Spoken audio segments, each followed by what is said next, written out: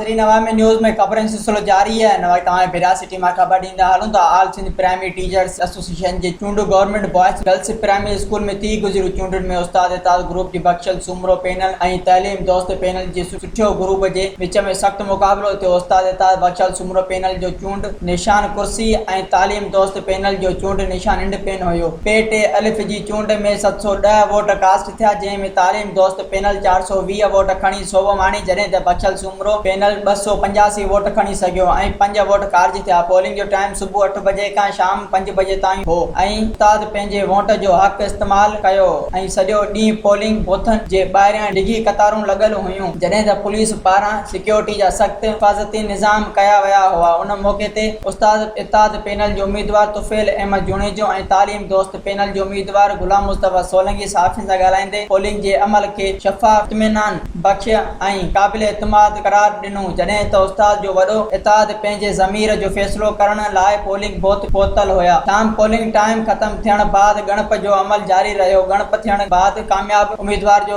हतमी ऐलान कयो वियो। आख़िर में सोभ माणींदड़ पैनल जे उम्मीदवारनि ऐं संदन हिमायतुनि रिज़ल्ट जे ऐलान थियण बाद खटण जी ख़ुशी जो इज़हार कयो ऐं सॼे पैनल मथां गुलनि जी बरगाह कई वई। मज़ीद खबरों और तफसीलात के लिए विजिट करें हमारी वेबसाइट www.awamiNewsHD.com।